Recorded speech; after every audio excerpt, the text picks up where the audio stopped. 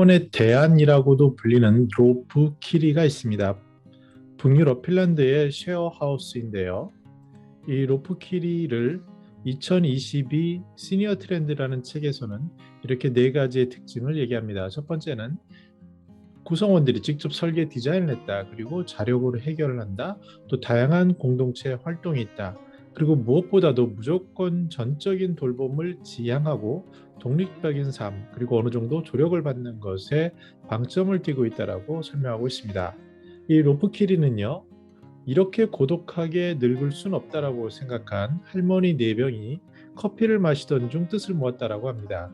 할머니들은 나는 몸집도 작고 경험도 부족하고 가난하지만 꿈이 있다라고 얘기를 했는데 가운데 있는 것이 로프키리 건물의 전경입니다.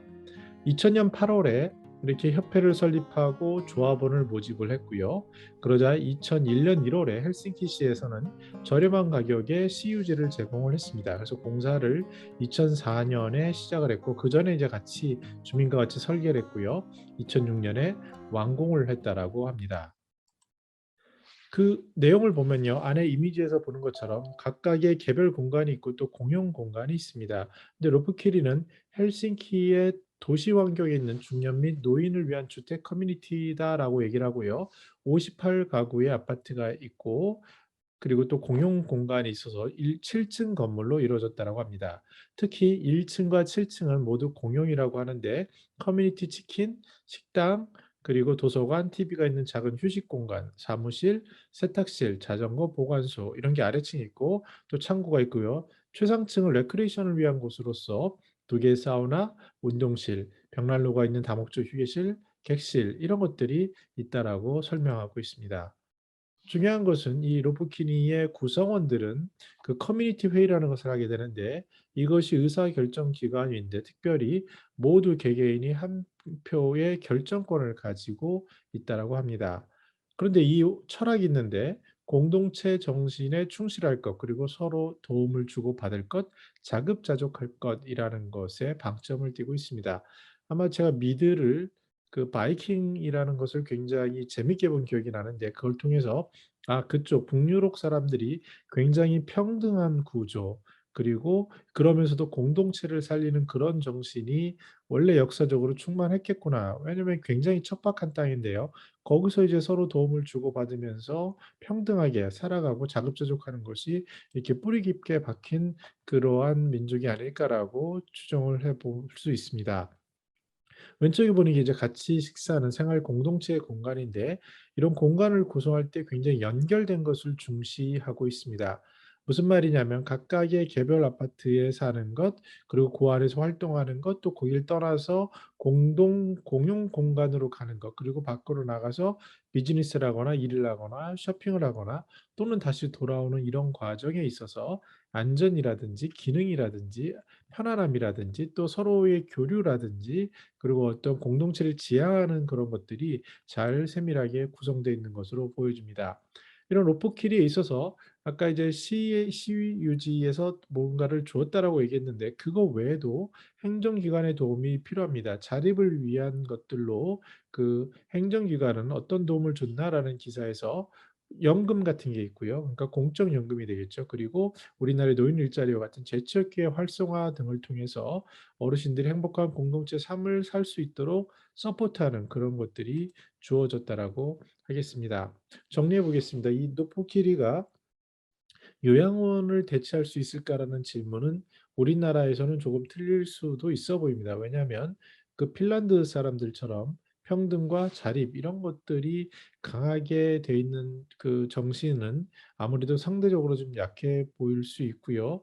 그러나 동시에 우리의 그 요양원이라든지 실버타운 이런 부분에서 도움을 받는 것들 그런 것들이 굉장히 발달이 돼 있긴 합니다. 근데 우리가 주목할 부분은 상당수의 많은 노인들이 앞으로 특히 이제 독거 여성들, 독거 노인들의 비중은 굉장히 높아질 수밖에 없는데 그분들이 이렇게 고독하게 늙을 순 없다라는 자각이 굉장히 활성화될 것으로 전망이 됩니다. 시골을 가면은요, 굉장히 이제 어르신들이 많은 동네에 가면 뭐 기사로도 많이 소개됐지만 7명의 할머니들이 모여서 생활 공동체를 이루는 것. 이게 뭐 거창한 집이나 이런 게 아니라 실제로 같이 모여서 생활하시는 분들이 많이 있고요. 중국의 경우에도 젊은 여성들인데 앞으로 독거 여성이 될 것을 생각을 해서 세컨 하우스를 같이 짓는 것, 이런 스토리들을 찾아보면 많이 있습니다. 여기서 보신 것처럼, 여기도 할머니 네 분이 시작했던 것처럼 이렇게 고독하게 늙을 수는 없다. 이런 자각이 필요하고요. 우리나라에서도 이제 김수동 더한플러스 협동조합 전 이사장께서는 북한산 근처에 파란 여백이라는 집을 짓고 실제로 살고 계시고, 저희 시니어 라이프에서도 인터뷰에서 여러 차례에 걸쳐서 그 이야기를 소개한 적이 있습니다. 중요한 것은 이렇게 스스로 자각하고 그런 공동체 주거를 실현하는 그런 분들이 필요하고요.